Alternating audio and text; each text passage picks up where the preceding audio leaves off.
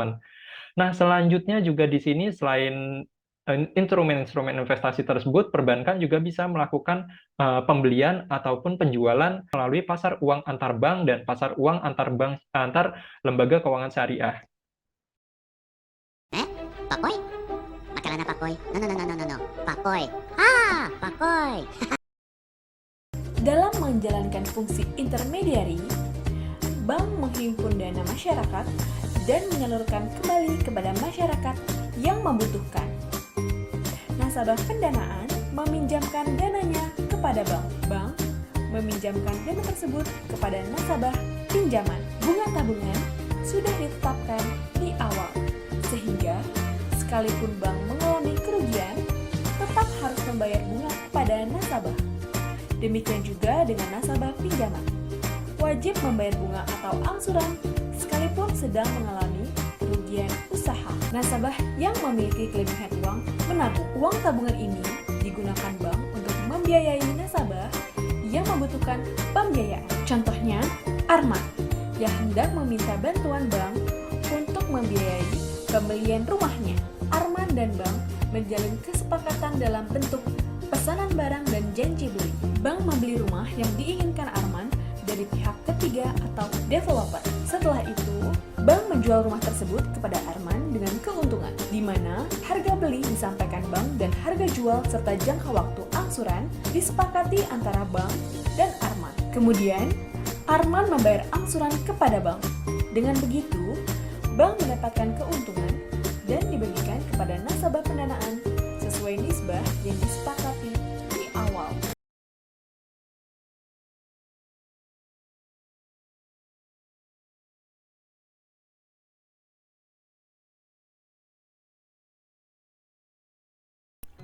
Nah, teman-teman, bagaimana dari video sebelumnya kita sudah dapat gambaran kan ya kegiatan utama dari perbankan itu dalam menyalurkan serta Nah, teman-teman, bagaimana dari video sebelumnya kita dapat gambaran kan ya kegiatan utama dari perbankan itu melakukan penghimpunan dana dan menyalurkan kembali lagi dana yang didapatkan oleh bank tersebut kepada masyarakat.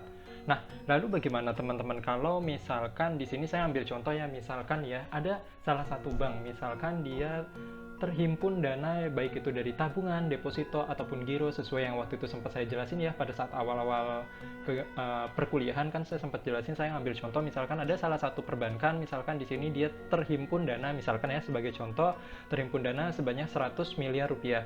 Nah, lalu di sini dia tentunya juga nggak bakalan sembarangan ya, bank akan menyalurkan kegiatan kredit atau biasanya kalau di konvensional, nah kalau di syariah biasanya disebutnya itu pembiayaan ya, menyalurkan pembiayaan itu di sini juga nggak sembarangan ya, biasanya kan bank juga pasti bakalan selektif kan, karena ya ini bakalan berpengaruh juga kepada nasabah tersebut. Kalau misalkan tidak mampu membayar ya, bank di sini bakalan mau tidak mau harus bertanggung jawab kan ya. Nah, biasanya teman-teman yang di perbankan umumnya nanti di sini mereka akan mempelajari ya, kayak gitu ibaratnya tuh kriteria-kriteria mengenai penyaluran kredit teman-teman. Nah, untuk materi pembelajaran kita kali ini kita tidak mempelajari hal tersebut ya, namun kita kerucutkan bagaimana kalau misalkan sebagai contoh kayak tadi dana yang terhimpun seluruhnya baik itu dari tabungan, deposito ataupun giro sebanyak 100 miliar rupiah, terus habis itu ternyata setelah diseleksi untuk penyaluran kredit dalam satu periode, bank di sini hanya mampu melakukan, bisa dibilang di sini melakukan pembiayaan ataupun penyaluran kredit itu sebanyak misalkan 60 miliar. Nah, berarti kan di sini masih ada sisa 40 miliar lagi kan ya, teman-teman, dana yang tersisa di bank. Nah, di sini kan bank seperti video yang sebelumnya kita jelasin kan, di sini tuh bank masih memiliki kewajiban ya atas dari dana yang disimpan oleh nasabah tabungan ataupun deposito ataupun giro tersebut tadi, di sini memberikan atau membayarkan bunga kan kayak gitu. Nah, lalu bagaimana bank harus menggunakan dana tersebut ini bisa optimal gitu agar bisa mendapatkan keuntungan lagi kalau misalkan dia ingin menyalurkan dalam bentuk kredit lagi, namun di sini ibaratnya nasabah-nasabahnya mengalami setelah dianalisis kurang layak. Nah, bank itu akan menempatkan dana 40 miliar sisanya tersebut itu ditempatkan di mana-mana saja sih. Nah, itu semua akan kita bahas ya teman-teman. Oke, di dalam materi di akuntansi penghimpunan dana.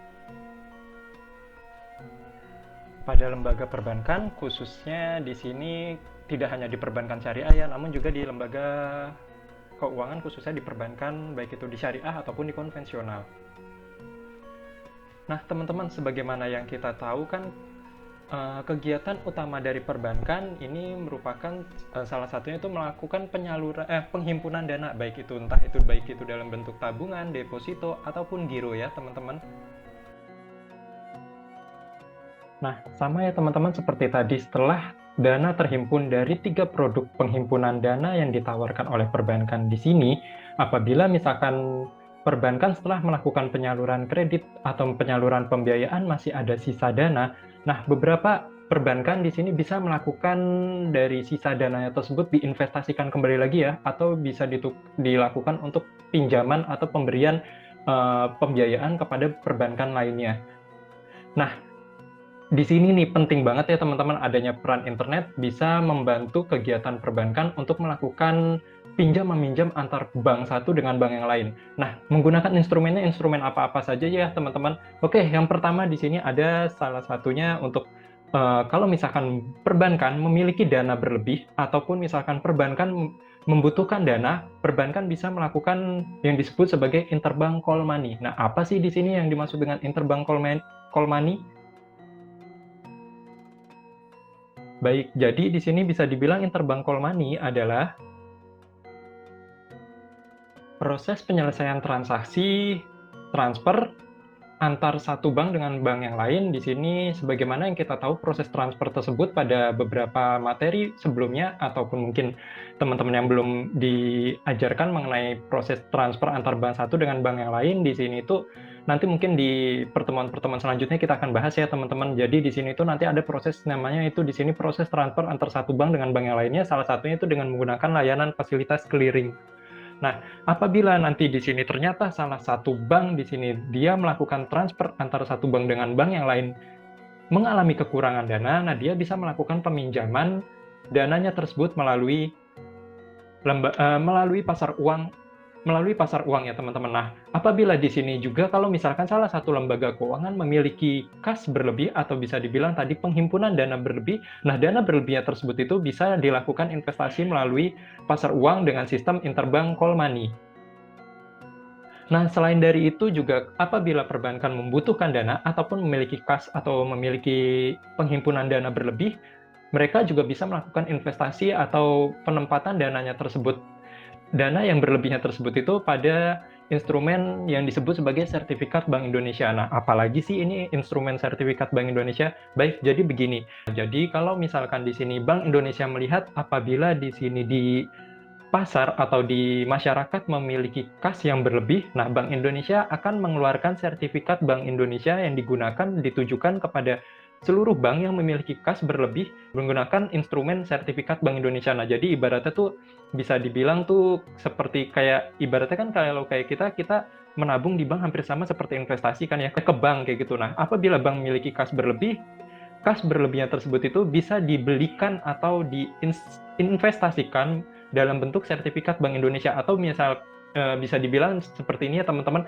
Bank Indonesia untuk menarik kas yang berlebih atau bisa dibilang likuiditas atau uang yang beredar di masyarakat yang cukup banyak, kan biasanya nanti dari uang yang beredar di masyarakat cukup banyak, masyarakat akan menyimpankan dalam bentuk deposito ataupun dalam bentuk tabungan kan. Nah, setelah diinvestasikan dalam bentuk deposito ataupun tabungan, di sini terus habis itu ternyata seperti tadi ya teman-teman, setelah disalurkan pembiayaan ternyata masih ada sisa berlebih. Nah, sisa berlebihnya tersebut itu nanti bisa diinvestasikan oleh bank untuk membeli instrumen investasi dalam bentuk sertifikat Bank Indonesia. Nah, sertifikat Bank Indonesia ini dikeluarkan oleh lembaga otoritas ya. Di sini salah satunya itu Bank Indonesia ya teman-teman. Jadi nanti di sini kalau Bank Indonesia melihat ada kas berlebih di masyarakat, Bank Indonesia akan mengeluarkan sertifikat Bank Indonesia. Nah, sama begitu juga kalau misalkan di sini Bank Indonesia melihat kalau misalkan di pasar atau di masyarakat melihat jumlah uang yang beredar itu dirasa kurang, nah maka dari itu nanti di sini Bank Indonesia akan melakukan pembelian kembali sertifikat Bank Indonesia itu kepada seluruh bank-bank yang memiliki sertifikat Bank Indonesia atau membeli sertifikat Bank Indonesia. Nah, jadi di sini itu bisa dibilang bukan hanya perbankan saja ya yang ibaratnya tuh di sini melakukan pengawasan terhadap uang yang beredar di masyarakat, namun juga di sini ada peran dari Bank Indonesia juga untuk melakukan bisa dibilang di sini itu mengatur jumlah uang atau flow atau arus uang yang ada di masyarakat, seperti itu teman-teman. Nah, selain dari itu juga apabila perbankan memiliki kas berlebih atau bisa dibilang di sini penghimpunan dana berlebih, mereka juga bisa melakukan investasi dalam pasar modal. Di sini khususnya bisa menerbitkan, di sini bisa melakukan investasi dalam bentuk sukuk ataupun obligasi. Nah, begitu juga sama kalau misalkan di sini perbankan membutuhkan dana atau bisa dibilang di sini dana yang terhimpun di masyarakat itu misalkan sebanyak, misalkan ya sebagai contoh, misalkan seperti ini, terhimpun sebanyak misalkan sebanyak misalkan 50 miliar. Nah, sedangkan setelah di overview oleh perbankan, mereka itu harus menyalurkan kredit misalkan sebanyak 80 miliar. Nah, berarti kan dana yang harus disalurkan itu mengalami kurang sebanyak 30 miliar ya kan teman-teman. Nah, perbankan juga bisa melakukan penerbitan obligasi atau sukuk melalui pasar modal. Seperti itu teman-teman. Nah, selanjutnya juga di sini selain instrumen-instrumen investasi tersebut, perbankan juga bisa melakukan pembelian ataupun penjualan transaksi, baik itu penjualan ataupun pembelian melalui pasar uang antar bank dan pasar uang antar bank antar lembaga keuangan syariah.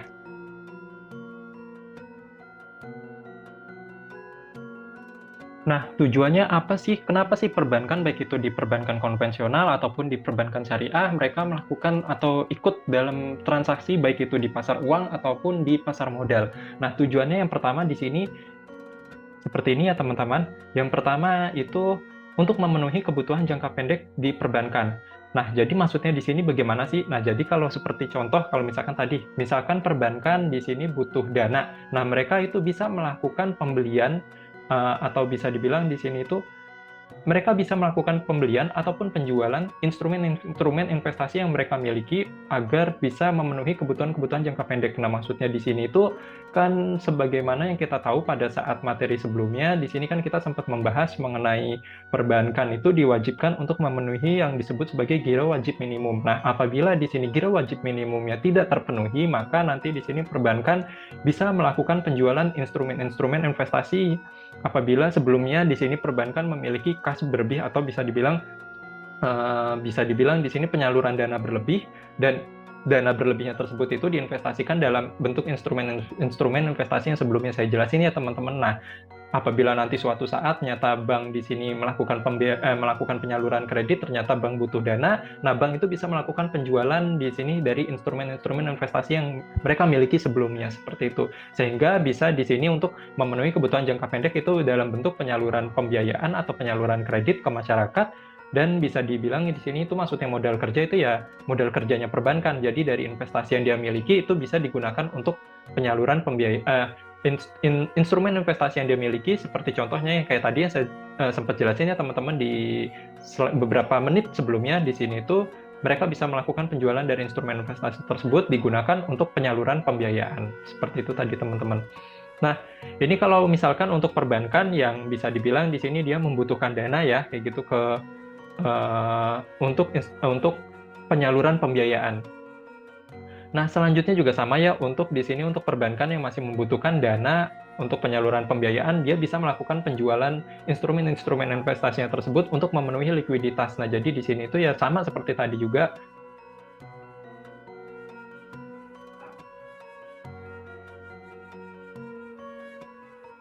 Apabila dirasa perbankan di sini likuiditasnya kurang, yang digunakan nanti tujuannya kenapa sih ini harus ada pemenuhan likuiditas. Jadi maksudnya seperti ini teman-teman, kan nasabah yang dari bentuk produk tabungan di sini kan bisa mengambil dana sewaktu-waktu kan. Nah, maka dari itu di sini tuh perbankan harus menyediakan dana seberapapun di sini, harus siap kapanpun kayak gitu ya. Nah, jadi kalau misalkan di sini perbankan itu dia ada nasabah yang ingin melakukan penarikan dana dalam jumlah besar, di sini kan otomatis nanti kan di sini kas yang dimiliki perbankan itu juga kan terbatas kan, karena kasnya tersebut itu juga digunakan atau ibaratnya dana yang terhimpun tadi itu digunakan untuk penyaluran pembiayaan dan sebagian lagi diinvestasikan ya dalam berbagai instrumen-instrumen investasi yang telah saya jelaskan sebelumnya ya teman-teman.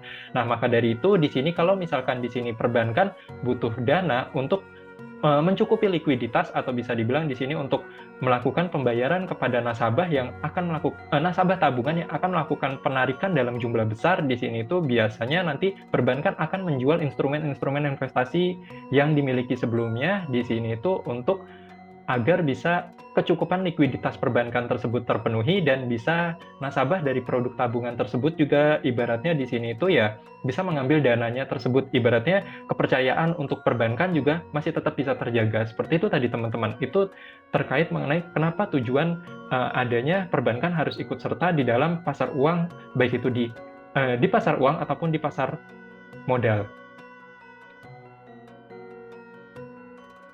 Nah, selanjutnya ini lebih berfokus kepada perbankan yang memiliki, bisa dibilang di sini itu memiliki penghimpunan dana yang berlebih ya teman-teman, baik itu dari tabungan, deposito, ataupun giro. Dia sama seperti tadi yang sempat saya jelasin sebelumnya, kalau dia memiliki dana penghimpunan dana yang berlebih, mereka itu bisa menginvestasikan dana-dana tersebut itu dalam bentuk instrumen-instrumen investasi. Contohnya seperti yang sebelumnya saya jelasin. Contohnya salah satunya misalkan mereka investasikan dananya tersebut itu untuk membeli sertifikat Bank Indonesia. Seperti itu teman-teman.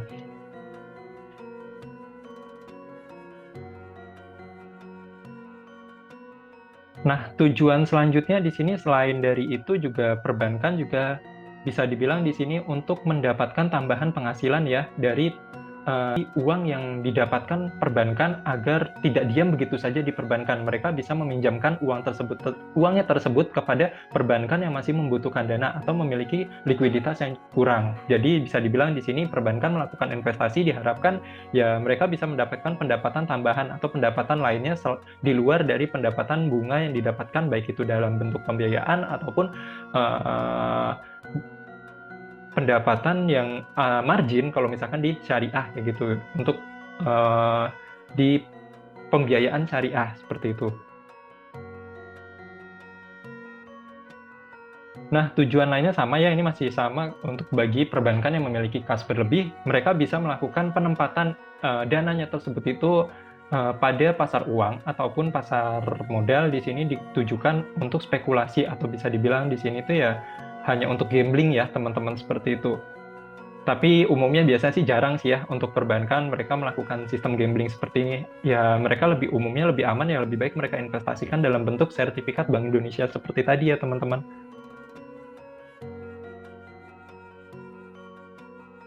Oke teman-teman, mungkin kita langsung lanjut aja ya penjelasan ke masing-masing instrumen investasi yang telah dijelaskan di beberapa menit sebelumnya. Oke, yang pertama di sini kita akan membahas mengenai instrumen investasi sukuk. Oke, jadi apa sih yang dimaksud dengan instrumen investasi sukuk di sini? Oke, baik teman-teman, instrumen investasi sukuk merupakan salah satu instrumen yang bisa digunakan oleh perusahaan apabila di sini membutuhkan dana, baik itu untuk membayar hutang ataupun untuk melakukan kegiatan ekspansi usaha.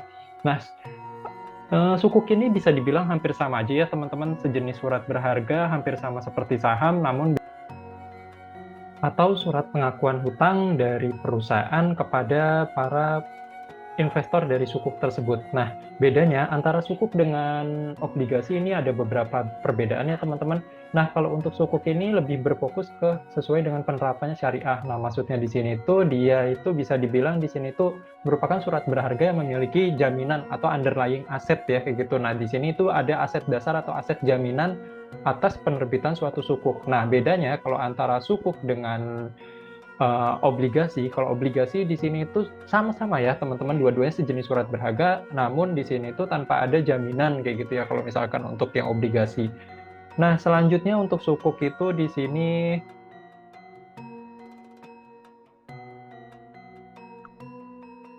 terbagi menjadi dua jenis ya teman-teman. Untuk sukuk itu terbagi menjadi dua jenis, sukuk yang diterbitkan pemerintah dan satu lagi di sini sukuk yang diterbitkan oleh perusahaan. Nah, umumnya biasanya untuk sukuk ini atau bisa dibilang hampir sama ya, obligasi berbasis syariah kayak gitu ya teman-teman. Umumnya itu untuk obligasinya di sini itu bisa dibilang itu untuk tenor yang agak cukup panjang ya, mungkin bisa 5 tahun, 10 tahun, dan mungkin ada yang sampai 20 tahun. Nah, selanjutnya kalau untuk sukuk juga sama ya, mungkin kalau di saham kan nanti dalam setiap tahun misalkan perusahaan mendapatkan keuntungan, dia akan labanya itu dibagikan ke para pemegang saham dalam bentuk dividen. Nah, sedangkan kalau sukuk di sini itu bisa dibilang di sini itu ya sama di sini, namun kalau misalkan saham itu biasanya tidak ditetapkan di awal ya untuk persentasenya itu berapa kan gitu. Nah, biasanya nanti akan ditetapkan persentase bagi hasilnya itu pada saat rapat umum pemegang saham setiap tahunnya. Nah, bedanya kalau sukuk di sini itu untuk pengembalian atau bagi hasilnya itu biasanya kalau di dalam Islam disebut sebagai margin. Nah, ini itu sudah ditetapkan di awal. Nah, ini akan dibagi dari keuntungan yang dihasilkan suatu perusahaan di sini itu nanti akan dibagi hasilkan kepada para pemegang sukuk itu sebesar berapa persen. Nah, umumnya tapi tergantung ya Mbak dan Masnya, semuanya untuk sukuk ini tergantung dari bisa dibilang dari akad yang diterapkan. Nah, kalau misalkan akad yang diterapkan di sini berdasarkan akad mudorobah ya tergantung dari bagi hasil yang diberikan atau margin yang diberikan di sini itu tergantung dari laba yang dihasilkan oleh perusahaan. Nah, sedangkan kalau misalkan sukuk yang di sini itu misalkan yang akadnya didasarkan atas akad murabahah, di sini itu biasanya sudah ditetapkan di awal di sini itu marginnya itu berapa persen kayak gitu. Nah, biasanya sih di sini margin itu tergantung dari tujuan penerbitan sukuk tersebut. Nah, umumnya biasanya kalau untuk yang sukuk murabahah, biasanya di sini itu digunakan untuk keperluan untuk modal kerja. Sebagai contoh, pembelian kayak alat-alat produksi, contohnya kayak mesin produksi. Biasanya di sini itu akan ditetapkan terlebih dahulu berapa sih persentasenya di awal. Nah, untuk yang pasar uang antar bank di sini bisa dibilang merupakan salah satu lembaga, bukan lembaga sih, maksudnya di sini suatu tempat atau biasa dibilang kayak pasar yang melakukan kegiatan pinjam meminjam antar bank. Nah, biasanya nanti di sini itu kalau untuk bunganya atau biasanya kan kalau ini digunakan untuk yang lembaga keuangan konvensional. Nah, ini bunga itu tergantung kesepakatan di pasar. Nah, teman-teman, untuk transaksi yang ada di pasar uang antar bank berupa pinjam meminjam antar satu lembaga keuangan ke lembaga keuangan yang lain, di sini itu terdiri menjadi beberapa jangka waktu ya teman-teman. Di sini ada transaksi yang hanya untuk satu hari tersebut. Misalkan di sini pinjam dana tersebut untuk hari tersebut. Kalau overnight seperti itu tadi ya teman-teman, misalkan meminjam pada saat pagi hari terus habis itu besok pagi harus dikembalikan, itu overnight. Nah, sedangkan di sini ada lagi juga untuk jangka waktunya itu 2 sampai 4 hari, ada yang 1 minggu, ada yang 2 minggu, ada yang 3 minggu, bahkan sampai ada yang 1 bulan, dan maksimal biasanya umumnya 1 bulan. Nah, kalau misalkan lebih dari 1 bulan ya lebih baik misalkan di sini kalau untuk perusahaan-perusahaan khususnya yang di lembaga keuangan, kalau misalkan butuh dana untuk pengembangan usahanya, entah itu kalau misalkan untuk penyaluran kredit untuk diperbankan, alangkah lebih baiknya kalau lebih dari 1 bulan, mereka lebih baik mengandalkan medium term notes atau ibaratnya di sini itu menerbitkan surat utang yang dalam jangka waktu menengah, seperti itu teman-teman. Nah, teman-teman, untuk waktu transaksi di pasar uang antar bank, di sini khususnya bagi perbankan yang memiliki kas berlebih dan digunakan untuk investasi kepada bank yang memiliki kekurangan dana, bisa dilakukan antara dari jam 7 pagi sampai dengan jam 6 sore. Nah, jadi di sini antara dari jam 7 pagi sampai dengan jam 6 sore, di sini dari antar bank satu dengan bank yang lain bisa saling ibaratnya pinjam meminjam antar dana satu bank ke pihak bank yang lainnya.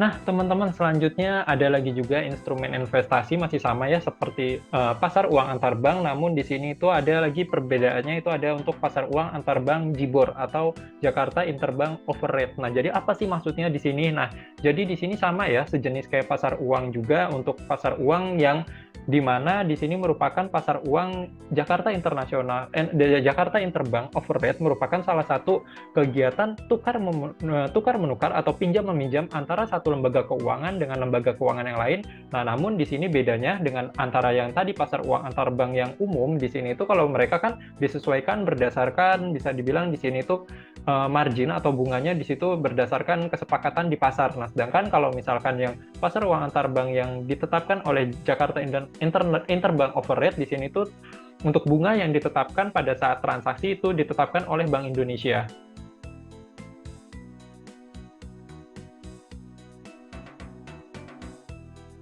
Nah, teman-teman, untuk mekanisme waktu perdagangnya di sini ada sedikit pembeda ya antara pasar uang antar bank yang disesuaikan atau berdasarkan mekanisme pasar dengan pasar uang antar bank dari JIBOR. Nah, bedanya kalau di sini untuk waktu perdagangannya di sini itu untuk pasar uang antar bank JIBOR di sini sama ya. Bagi bank yang memiliki kas berlebih atau bisa dibilang di sini penghimpunan dana berlebih, mereka bisa melakukan penawaran atau melakukan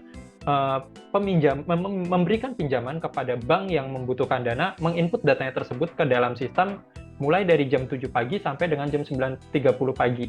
Nah, terus habis itu ini untuk bank yang memiliki kelebihan dana. Nah, bagaimana kalau untuk yang bank yang memiliki dana yang terbatas atau dananya kurang. Nah, mereka juga masih bisa melakukan penawaran atau bidding ya, kayak gitu istilahnya di sini, permintaan dana di sini atau bidding. Di situ mereka bisa menginput datanya tersebut ke dalam sistem. Mungkin hampir samanya teman-teman kalau misalkan kayak kalian mau melakukan transaksi pembelian saham di sini ya, ibaratnya ya kalian bisa lakukan tawar-menawar. Hampir sama seperti itu tadi ya teman-teman untuk yang pasar uang antar bank JIBOR atau Jakarta Interbank Offer Rate.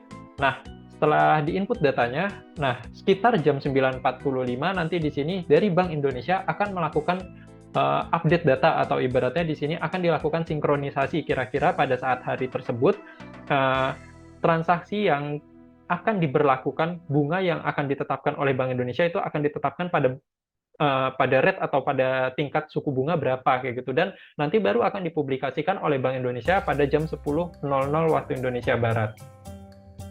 Nah, jadi bisa dibilang bedanya antara pasar uang antar bank yang berdasarkan mekanisme pasar untuk bunganya itu, kalau yang tadi sebelumnya itu berdasarkan bisa dibilang di sini itu mekanisme pasar. Nah, sedangkan kalau misalkan pasar uang antar bank JIBOR di sini itu mekanisme bunga atau marginnya di sini itu ditetapkan berdasarkan keputusan dari Bank Indonesia. Nah, teman-teman di sini ada beberapa list bank ya yang bisa melakukan bidding serta offer di pasar uang antar bank. Nah, ini untuk data perbankan di sini itu saya ngambil pada tahun 2019 ya, kemungkinan besar sekarang mungkin bahkan bisa berubah kembali lagi karena kan semakin banyak juga perbankan yang sudah menerapkan sistem lebih online kayak gitu ya, teman-teman. Dan di sini ada beberapa bank yang bisa teman-teman lihat sebagai berikut.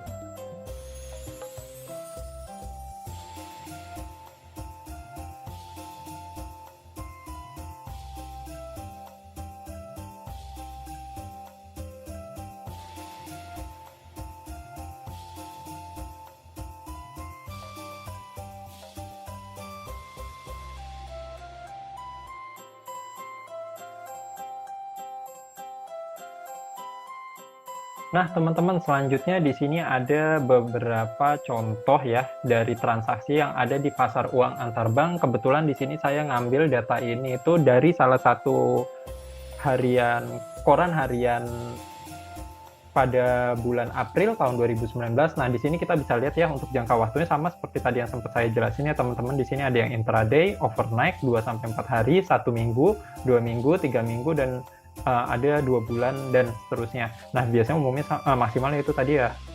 Ini ralat kayaknya sepertinya salah input, ini harusnya 1 bulan ya. Baik, jadi begini, untuk pasar uang antar bank, khususnya ini yang kebetulan ini untuk yang pasar uang antar bank luar negeri, untuk yang jangka waktu 2-4 hari di sini itu ditransaksikan itu sebanyak 13 kali dengan jumlah volume sebanyak 109 volume dari instrumen investasi yang ditransaksikan itu sebanyak 909.700. Di sini tuh jumlah, bisa dibilang tuh jumlah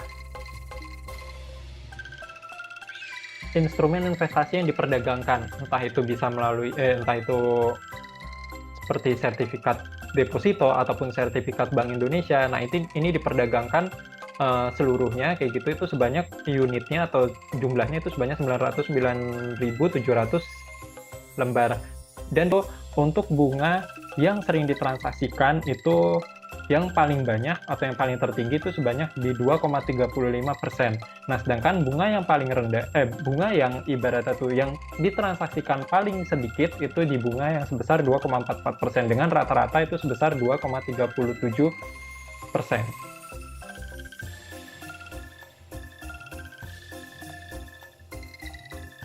Nah, selanjutnya kita akan membahas mengenai pasar uang antar bank syariah. Nah, jadi apa sih yang dimaksud dengan pasar uang antar bank syariah? Di sini merupakan kegiatan pinjam-meminjam antara satu lembaga keuangan dengan lembaga keuangan yang lain. Di sini tidak hanya untuk yang lembaga keuangan perbankan saja ya, teman-teman, yang bisa melakukan peminjaman. Namun di sini itu bisa antar satu lembaga keuangan ke lembaga keuangan lain. Contohnya misalkan dari bank ke lembaga keuangan, dari dana pensiun yang berbasis syariah di sini habis itu memberikan pinjaman kepada perbankan yang berbasis syariah. Nah, di sini itu sesuai dengan prinsip syariah, itu di sini tidak bertentangan ya dengan ajaran-ajaran dari agama kayak gitu.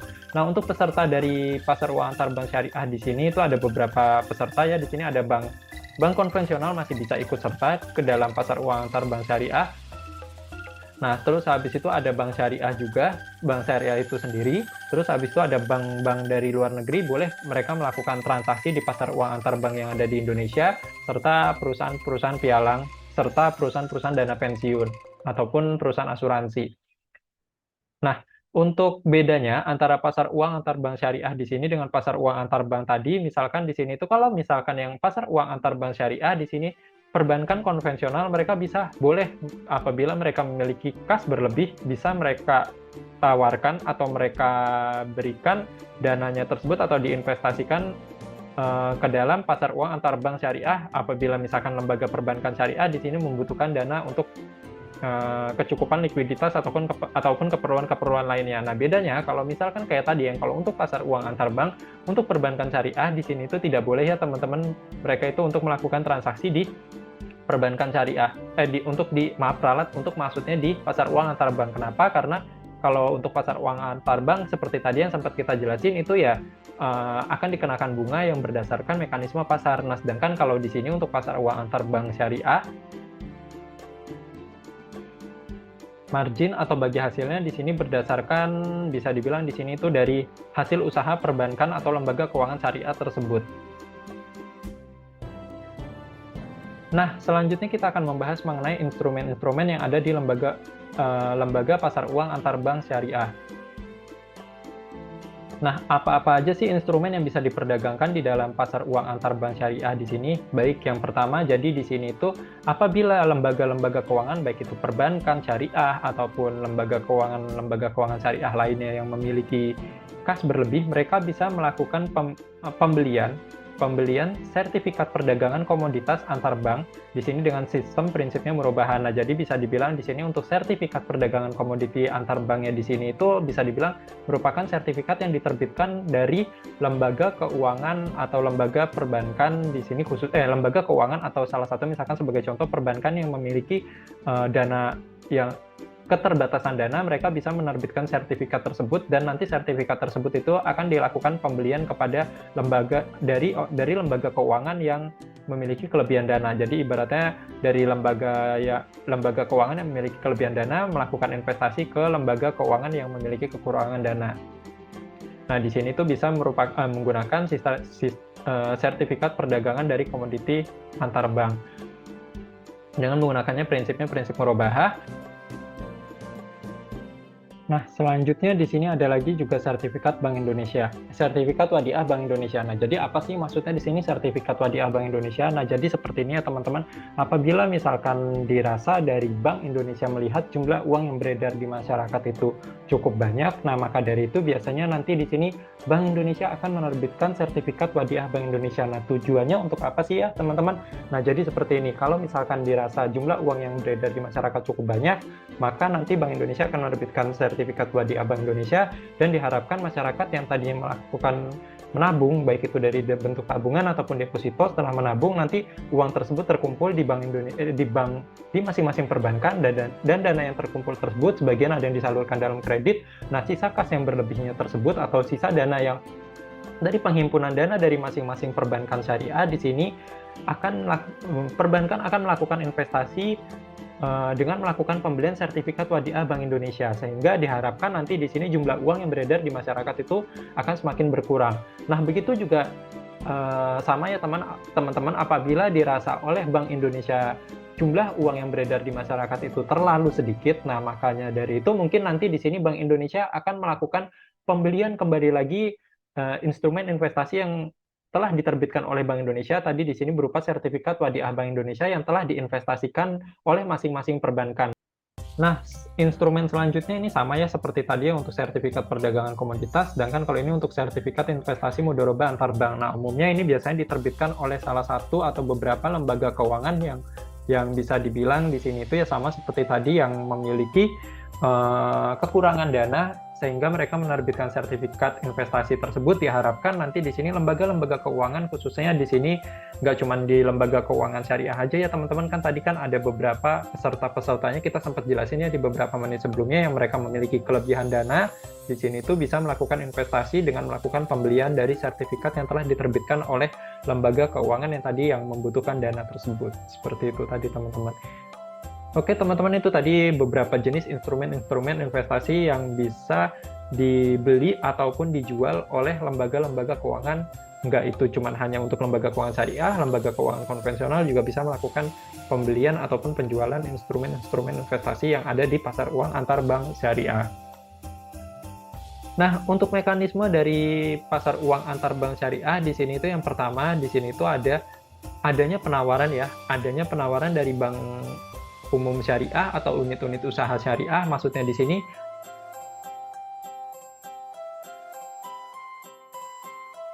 oke teman-teman, kita selanjutnya akan membahas mengenai mekanisme dari transaksi yang ada di pasar uang antar bank syariah. Nah, jadi di sini tahap pertama di sini tuh baik itu bank umum syariah ataupun unit-unit usaha syariah lainnya, di sini apabila mereka membutuhkan dana, mereka akan menerbitkan sertifikat-sertifikat ataupun beberapa instrumen-instrumen investasi yang telah dijelaskan sebelumnya. Nah, mereka itu akan menawarkan sertifikat-sertifikat tersebut melalui pasar uang antar bank syariah. Nah, dari situ bank umum syariah ataupun unit-unit usaha syariah mereka akan memberikan informasi tentang sertifikat yang mereka telah terbitkan melalui pasar uang antar bank syariah. Nah, setelah diterbitkannya informasi tersebut atau memberikan informasi kepada lembaga keuangan syariah yang lainnya, nanti di sini baik itu lembaga keuangan syariah lainnya berupa bank umum syariah, unit-unit usaha syariah, ataupun perbankan konvensional ataupun bank asing serta perusahaan-perusahaan pialang di sini itu ataupun perusahaan-perusahaan lembaga keuangan lainnya bisa melakukan bidding atau bisa dibilang di sini mereka melakukan permintaan pembelian kayak gitu, pembelian dari instrumen investasi yang telah ditawarkan oleh lembaga keuangan syariah yang tadi membutuhkan dana. Seperti itu tadi teman-teman. Nah, selanjutnya setiap instrumen investasi yang tadi contohnya kayak tadi ya, beberapa sertifikat-sertifikat yang bisa digunakan untuk instrumen investasi yang bisa digunakan untuk di pasar uang antar bank syariah di sini tuh bisa dilakukan jual atau beli di pasar uang antar bank syariah. Nah, jadi di sini biasanya itu ada tenor atau jangka waktunya ya untuk sertifikat tersebut.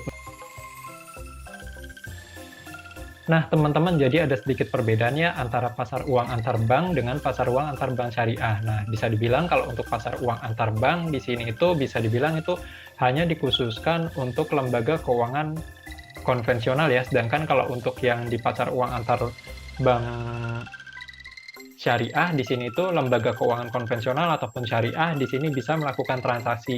Nah, sedangkan kalau di pasar uang antar bank di sini itu untuk sistem transaksinya itu atau sistem instrumen investasi yang ditawarkan di sini itu lebih berbasis mekanisme hutang ya, kayak gitu. Ibaratnya di sini didasarkan hutang tanpa ada instrumen investasi jaminannya kayak gitu. Nah, sedangkan kalau untuk pasar uang antar bank syariah di sini itu mekanismenya untuk modal usaha ya, atau bisa dibilang di sini untuk modal kerja. Nah, di sini itu ada jaminan berupa underlying aset atau aset-aset jaminannya. Sebagai contoh mungkin bisa dibilang di sini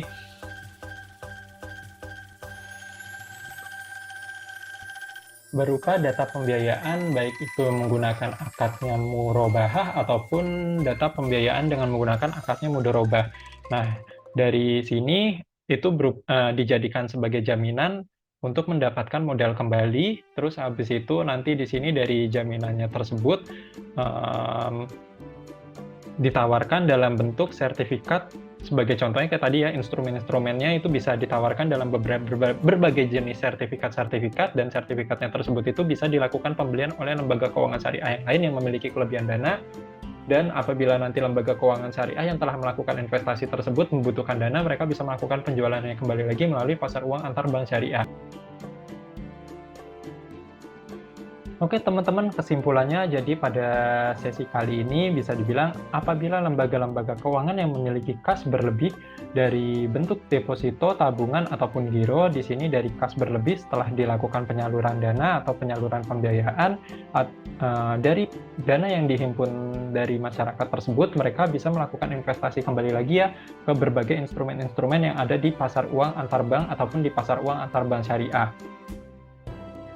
Nah, begitu juga sama kalau untuk beberapa perbankan atau beberapa lembaga keuangan yang memiliki keterbatasan dana, mereka bisa melakukan transaksi ya, baik itu transaksi pembelian ataupun transaksi penjualan di beberapa pasar uang ataupun pasar uang antar bank ataupun pasar uang antar bank syariah.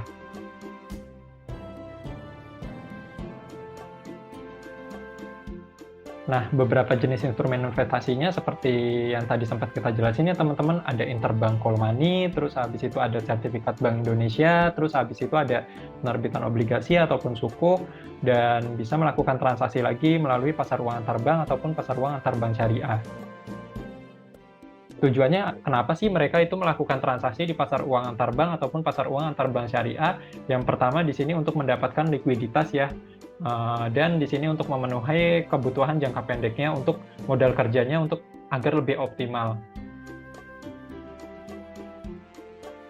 Selain itu juga bisa menjadi sebagai media atau sarana investasi bagi lembaga-lembaga keuangan yang memiliki kas berlebih atau bisa dibilang di sini memiliki bisa dibilang tuh penghimpunan dana berlebih agar bisa optimal pendapatannya, itu mereka bisa menginvestasikan dari dana berlebihan tersebut pada instrumen-instrumen keuangan lainnya yang ada di pasar uang antar bank atau pasar uang antar bank syariah.